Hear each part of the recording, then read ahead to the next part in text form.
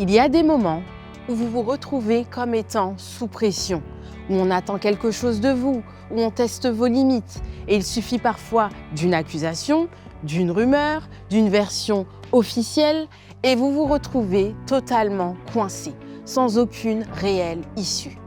Vous avez peut-être déjà connu cette réalité. Être incompris, jugé et devoir tenir sans pouvoir vous défendre comme vous le voudriez. Mais comment rester solide quand votre nom est abîmé et que la réalité semble impuissante? Dans ce 3e épisode, on voit comment une injustice s'installe, comment elle abîme l'identité et comment on peut faire face quand la vérité ne suffit plus. Bienvenue dans Restaurer.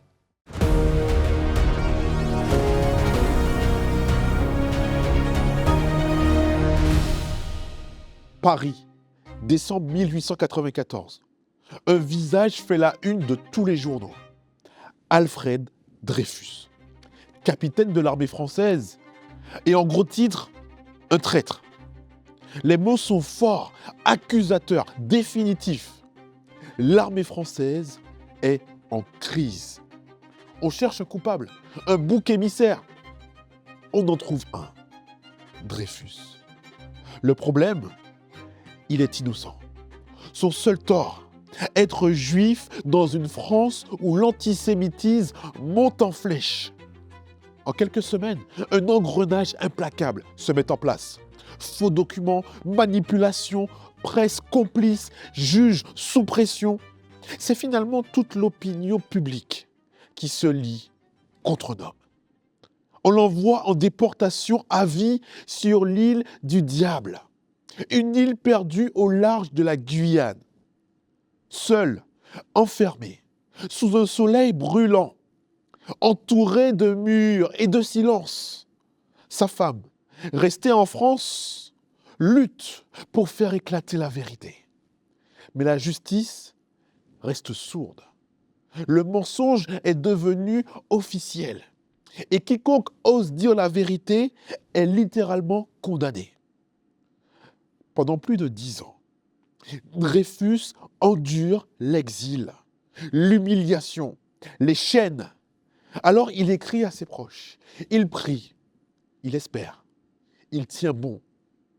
Au fil des années, des voix s'élèvent, notamment celle d'Émile Zola, qui ose briser le silence dans sa fameuse lettre ouverte.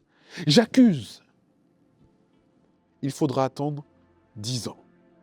Une décennie de lutte, de débat, de combat, pour que Dreyfus soit enfin réhabilité. Il reviendra auprès des siens, totalement brisé, mais libre. Une fausse accusation peut littéralement mettre quelqu'un en marge de la société, le tuer socialement, lui enlever son crédit, ses proches, sa liberté. Et dans les cas les plus extrêmes, pousser une personne à commettre l'irréparable. C'est malheureusement ce qu'a connu Joseph, ce qu'a subi Joseph, le personnage qui nous accompagne depuis le début de cette série. Joseph qui, après avoir perdu sa mère, après avoir été rejeté par ses frères, après être passé à 2 doigts de la mort, pour finalement être abandonné et vendu par ses frères en tant qu'esclave. Le malheur semble s'acharner sur ce jeune Joseph. Il se retrouve l'esclave d'un chef égyptien prénommé Potiphar. Qu'on se le dise, le traumatisme que Joseph a vécu est déjà d'une rare violence. Mais pour autant, Joseph est perçu par son maître comme quelqu'un de fiable, quelqu'un de confiance, au point où Joseph va même se voir confier la responsabilité sur l'ensemble des choses qui appartenaient à son maître Potiphar. La Bible dira, le Seigneur était avec Joseph, si bien que tout lui réussissait. Il faut savoir qu'à cette époque, un chef égyptien tel que Potiphar devait détenir une sorte de domaine assez grand pour héberger des ouvriers pour les travaux du quotidien, héberger des intendants qui s'affairaient certainement à un travail d'une grande minutie. Il devait noter les variations de volume des prix, les comparer sur différents marchés, selon les mois, selon les saisons ou selon les crues du Nil. En réalité, c'est un travail d'une grande responsabilité pour s'assurer que les affaires du chef soient prospères. Visiblement, Joseph excellait dans toutes les tâches qui lui étaient confiées, à tel point que non seulement lui, mais les autres pouvaient aussi apprécier la qualité de son travail. Et dans un moment de lucidité et d'inspection des choses que faisait Joseph, Potiphar va se rendre compte que le Dieu de Joseph est véritablement avec ce jeune qui est arrivé en tant qu'esclave et qui maintenant devient l'intendant de l'ensemble de la maison de Potiphar. Ce qui veut dire que Joseph pouvait parcourir l'ensemble de la propriété de son maître en toute liberté. Certainement, Joseph pouvait même suggérer des améliorations pour le bien-être de la vie commune, pour l'embellissement du domaine et bien d'autres choses qui témoignent encore d'une grande confiance de Potiphar vis-à-vis de Joseph. Certainement, Joseph devait avoir des moments de grande tristesse en repensant à sa vie d'avant, sa vie en Canaan, sa vie auprès de son père, qui au fil du temps devait certainement perdre espoir en des retrouvailles joyeuses avec son fils Joseph. Jacob, le père de Joseph, qui probablement avait peut-être fait le deuil de son fils, ou au minimum avait commencé ce chemin de deuil. Cela fait déjà 11 années. 11 années que Joseph se trouve au service de ce chef égyptien qui était Potiphar. Imaginez ce que représente 11 années loin de sa famille. 11 années sans voir son père, qui certainement nous croit mort. Et dans son malheur, Joseph semble entrevoir une petite lueur d'espoir.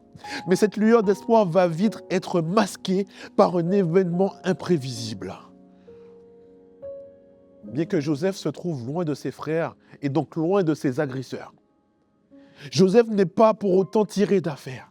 Son intégrité physique est à nouveau attaquée lorsque la femme de son maître décide de lui faire des avances qu'on qualifierait d'appuyées. Cette femme, à plusieurs reprises, va tenter de séduire, mais de manière insistante, le jeune Joseph. Je rappelle que Joseph est dans la posture d'un esclave. Certes, pas n'importe quel esclave, mais il reste socialement inférieur à la maîtresse de maison, c'est-à-dire à la femme de son chef Potiphar. Et c'est un détail qui a son importance, car il place Joseph dans une posture où peu importe la réponse de Joseph, elle lui coûtera quelque chose. Il trahit son maître et sa vie en dépendra. Et si Joseph refuse, alors il subira les foudres de cette femme qui a la possibilité de nuire à Joseph par l'intermédiaire de l'autorité de son mari. Jour après jour, Joseph endure les avances insistantes de la femme de son maître. Alors Joseph posera une limite claire en refusant catégoriquement la proposition de cette femme. Cette limite verbale ne suffira pas à freiner les assauts de cette femme, qui n'a qu'un seul objectif en tête. Le texte précise, chaque jour, elle insistait auprès de Joseph. Chaque jour. Ce qui devait certainement créer une forme de stress. Et face à l'impassibilité et la fidélité de Joseph envers Potiphar, et donc face au refus de Joseph de céder à ses avances, la femme de Potiphar va alors propager un mensonge, accusant Joseph de tentative d'agression. En fait, malgré lui, Joseph se retrouve encore en position où il peut être blessé à nouveau. La réponse de Joseph face à cette agression, car c'est finalement lui, Joseph, qui est victime dans l'histoire. Et face à cette fausse accusation, Joseph choisira le silence, un mutisme, une sidération. Tout comme face à ses frères qui l'ont jeté dans une citerne, Joseph n'ouvre pas la bouche. Quelles sont les émotions qui traversent Joseph? Nous n'en avons aucune idée, à vrai dire. Bien que nous pouvons les supposer. Joseph a fui le lieu où se trouvait la femme de son maître. Mais il n'a pas pour autant fui hors du domaine dont il avait la charge. Se disait-il que cela aggraverait son cas? Peut-être. Peut-être aussi que Joseph, face à cette nouvelle agression, ne sait plus trop comment réagir. Il est d'une certaine manière en état de choc. Alors il se terre dans le silence. Et je crois que le silence de Joseph résonne chez une personne qui vit des violences conjugales ou familiales. Cette personne peut s'identifier à la sidération de Joseph face à une ultime agression. Vous savez, lorsque une personne subit une agression ou se retrouve face à un danger soudain, elle peut se retrouver totalement figée, incapable de bouger ou même de crier.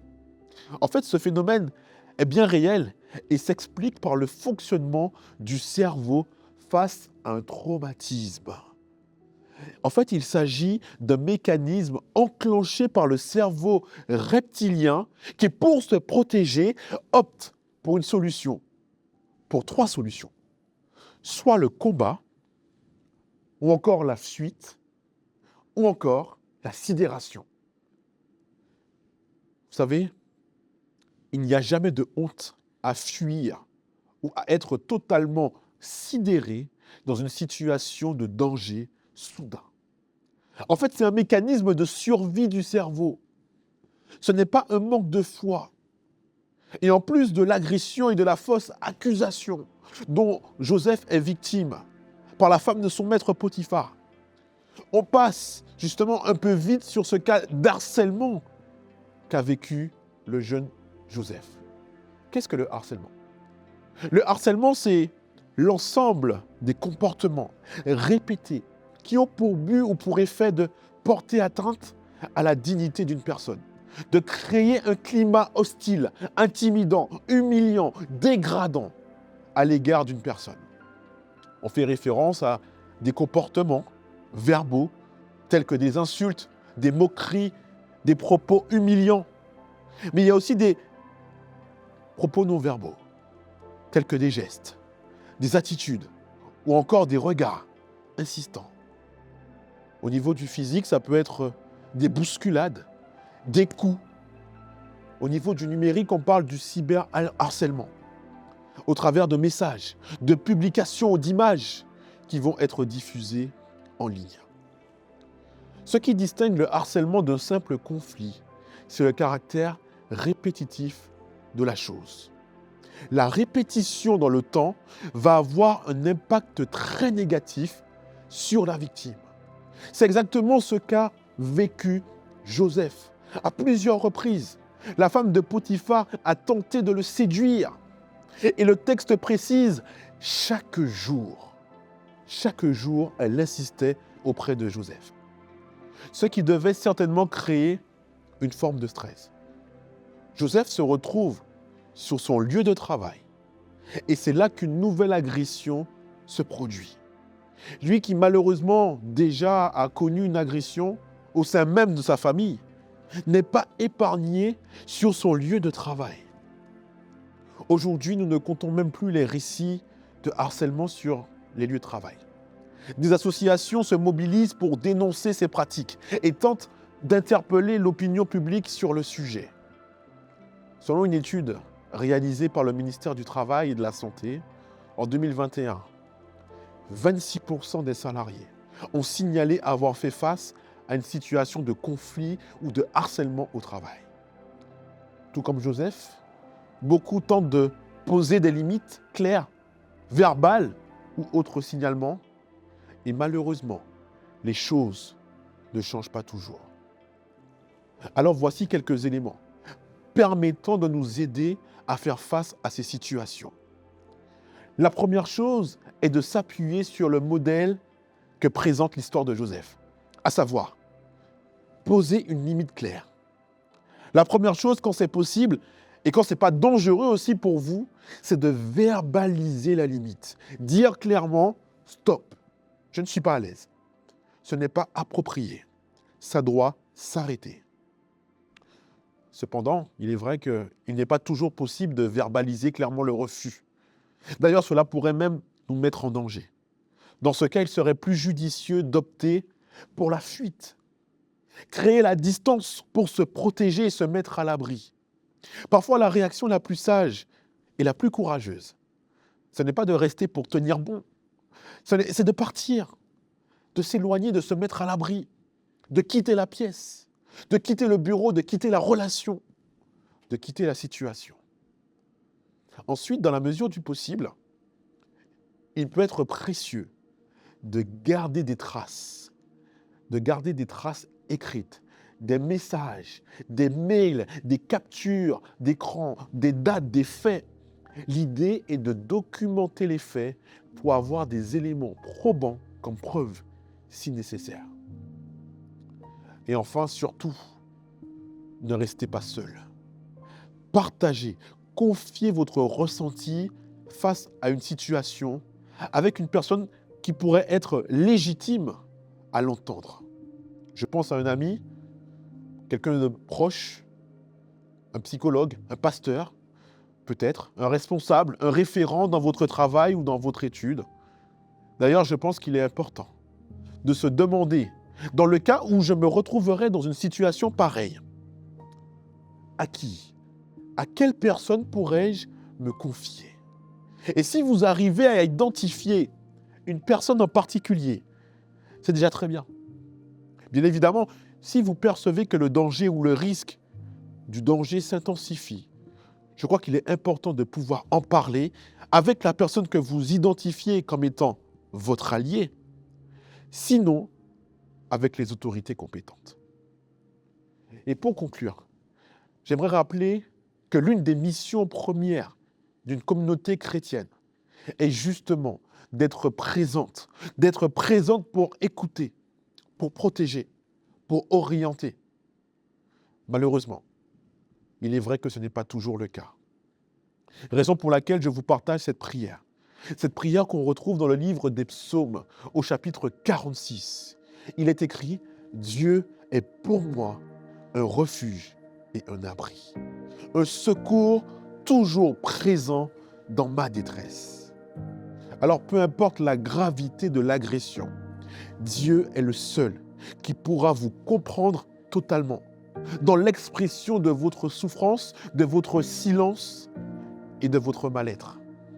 Rien n'est trop difficile à entendre pour lui. D'ailleurs, il a tout le temps pour nous écouter et nous accompagner.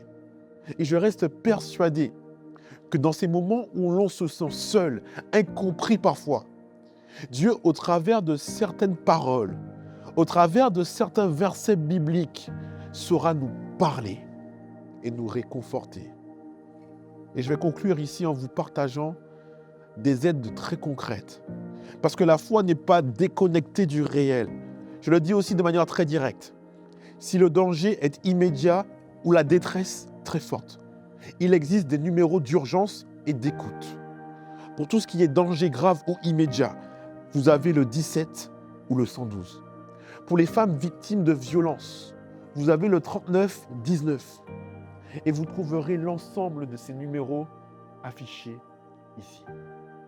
Alors, si vous vous reconnaissez d'une manière ou d'une autre dans l'histoire de Joseph, si vous avez vécu le harcèlement, l'agression, la fausse accusation, si vous avez connu la sidération, le silence, l'incompréhension, sachez que vous n'êtes pas seul. L'histoire de Joseph ne s'arrête pas dans cette prison. Elle ne s'arrête pas dans l'injustice. Elle ne s'arrête pas dans le silence. Dieu voit, Dieu entend, Dieu agit. Et même si le chemin est long, même si la nuit semble interminable, la restauration viendra. Parce que c'est exactement ce que Dieu fait. Il restaure, il relève, il répare ce qui a été brisé. L'histoire de Joseph nous le prouvera encore dans les prochains épisodes. Celui qui était esclave deviendra grand, très grand. Celui qui était accusé à tort sera honoré publiquement. Celui qui était enfermé dans une prison sera libéré pour libérer tout un peuple. Alors ce soir, je veux simplement vous encourager. Si vous traversez une épreuve similaire, si vous vous sentez piégé, incompris, brisé, tenez bon. Pas par vos propres forces, mais en vous appuyant sur celui qui voit tout, qui sait tout et qui prépare votre restauration. Je voudrais vous inviter à faire un pas de plus et à véritablement vous engager dans un cheminement avec Dieu. Un cheminement où vous souhaitez voir quelque chose de différent se passer dans votre vie. Commencez simplement par parler à Dieu du problème que vous avez sur le cœur. Et si vous le souhaitez, j'aimerais prier pour vous. Vous pouvez prendre la position qui vous conviendra. Fermez les yeux et simplement vous joindre à moi. Et prions ensemble. Oui, Père, notre Dieu, le chemin que tu traces pour nous est bien différent, mais c'est un chemin qui nous mène vers une vie d'abondance. Une vie où, Seigneur, tu vas nous restaurer. Peu importe les traumas que nous avons portés, peu importe les rejets que nous avons subis, peu importe la souffrance que nous avons endurée, tu veux nous offrir une alternative. Tu veux nous offrir une porte de sortie. Tu nous appelles à pouvoir cheminer avec toi. Alors je te prie de nous aider à commencer, à faire ce premier pas avec toi, afin que toi-même tu puisses nous réparer de l'intérieur et nous restaurer complètement. Au nom de Jésus. Amen.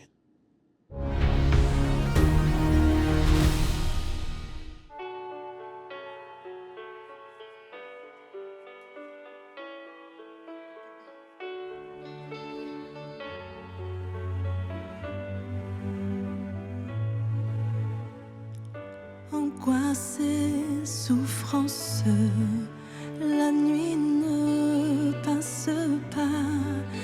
Je pleure des problèmes, tant de douleurs. Où vais-je trouver la solution? C'est difficile. Qui a dit que dans ce monde régnerait la sécurité? Ça n'existe pas. Alors je me demande, Seigneur, comment vais-je vaincre tant de luttes? J'ai besoin de te faire confiance quand la douleur me fera abandonner. Je vais prier, je sentirai ton pouvoir et ton amour, et pour toujours je me reposerai dans tes mains. Mon cœur alors se ferme au sentiment qu'il n'a jamais senti, qui le blesse, mais il va peu à peu s'ouvrir aux rayons du soleil qui vont le guérir. J'apprendrai à te faire confiance quand la douleur me fera abandonner. Je vais prier, je sentirai ton pouvoir et ton amour, et pour toujours je me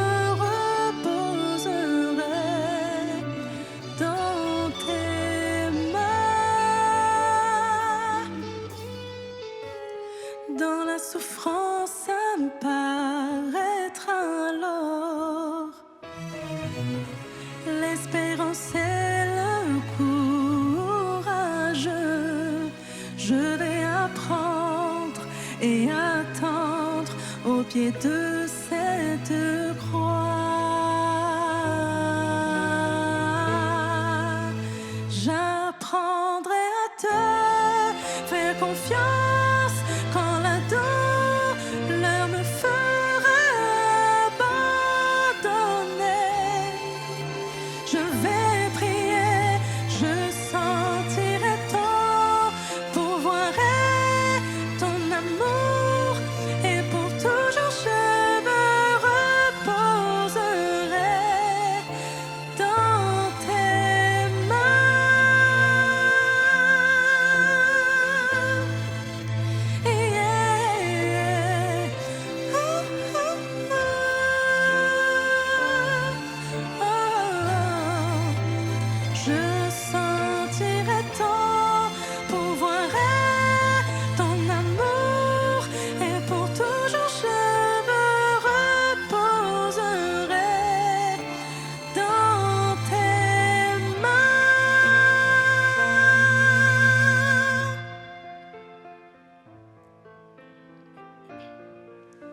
J'apprendrai à te faire confiance.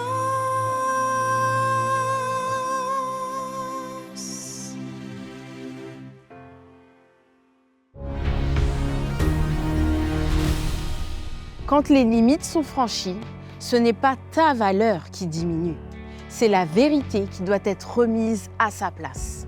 Dieu ne banalise pas ta douleur et il ne te confond pas avec ce qu'on a dit de toi. Viens sur monespérance.fr pour aller plus loin. Études bibliques, ressources et Bible gratuite à demander. Je te donne rendez-vous sur notre site monespérance.fr pour la suite de la série. Abonne-toi pour plus de contenu.